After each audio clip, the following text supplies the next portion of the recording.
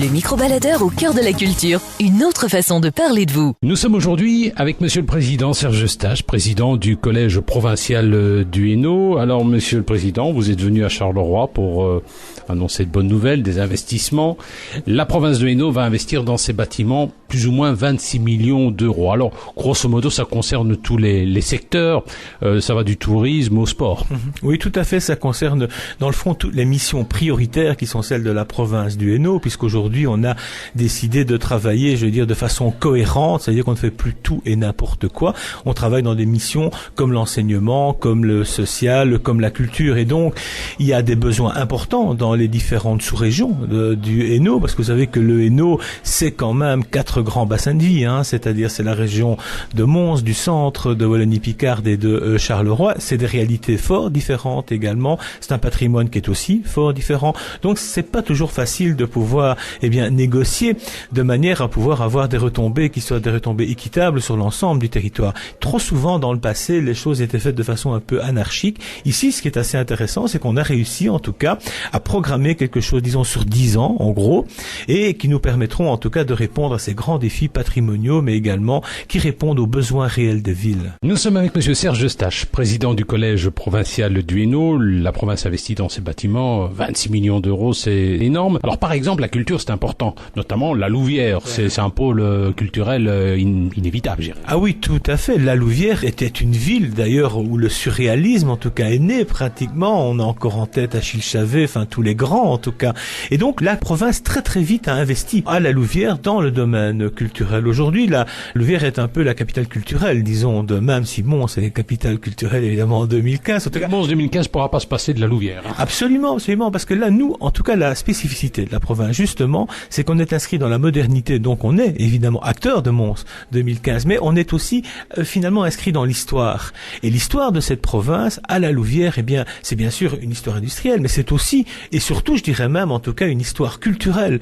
Aujourd'hui, on le voit encore avec Franco Dragon, qui est présent sur le terrain. Et donc, c'est à la Louvière que se trouve l'essentiel des services culturels de la province du Hainaut, de lecture publique, etc. C'est à partir de la Louvière que rayonne, en tout cas, la politique culturelle de notre province, et c'est très bien ainsi, ce qui montre d'ailleurs sa spécificité, c'est-à-dire c'est pas la même chose en Wallonie-Picarde, ni à Mons, ni à Charleroi.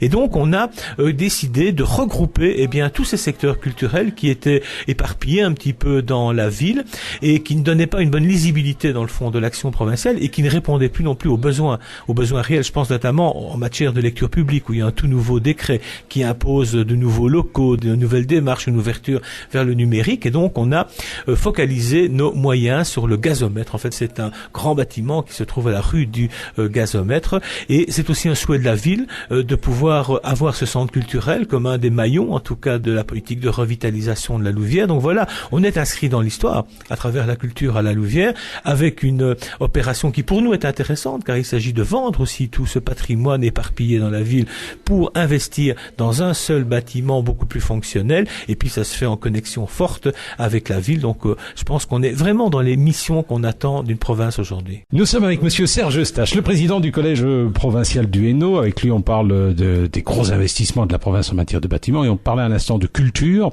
À la Louvière, vous allez investir dans un ancien gazomètre. C'est vrai que la province a beaucoup de bâtiments industriels qu'il faut réaffecter. Alors comment vous allez faire pour vous réinstaller dans un gazomètre?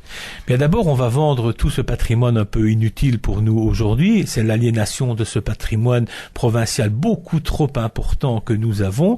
Et c'est vrai que dans le passé, on n'a pas toujours pris les bonnes décisions. On n'a pas toujours eu le courage, disons, de pouvoir vendre certains bâtiments. Il y avait une espèce d'attachement affectif ou culturel même peut-être. Aujourd'hui, cette décision a été prise. Elle est importante parce qu'elle libère des moyens justement qui nous permettront, rue du gazomètre par exemple, de pouvoir investir de manière à avoir un bâtiment moderne, efficace, qui réponde en tout cas aux besoins et aux défis de demain en matière culturelle. Mais de façon beaucoup plus globale, le patrimoine provincial est un vieux patrimoine. Alors à la fois, c'est une richesse parce que c'est inscrit dans l'histoire de notre province. Mais je pense à à l'université du Travail, les arts et métiers sur la Louvière par exemple. Ici à Charleroi, bien les bâtiments, le Roulier, etc. C'est des bâtiments, le Gramme, le BPS 22 sont inscrits dans l'histoire même industrielle et culturelle de notre province. Mais cet héritage qui est le nôtre aujourd'hui, eh bien, il est parfois difficile à porter sur le plan financier, évidemment, parce que ce sont des coûts quand même relativement importants.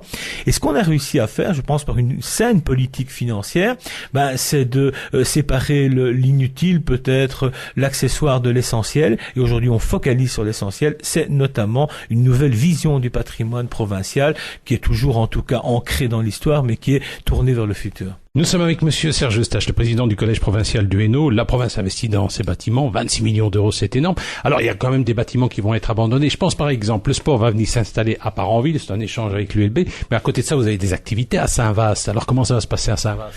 C'est une grande réflexion qui a eu lieu à l'échelle de la province, de voir quel était l'endroit le plus pertinent pour mener la politique la plus intelligente et la plus proche des citoyens.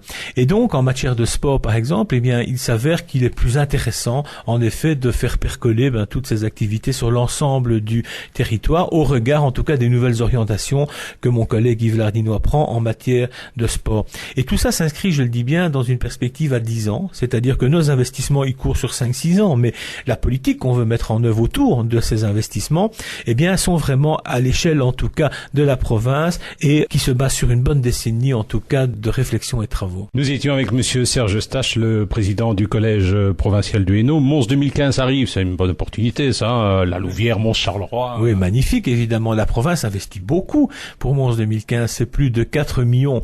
Et dans ces 4 millions, beaucoup de projets provinciaux, d'ailleurs. Ici à Charleroi, une grande exposition au BPS 22, des manifestations sur l'ensemble du territoire également.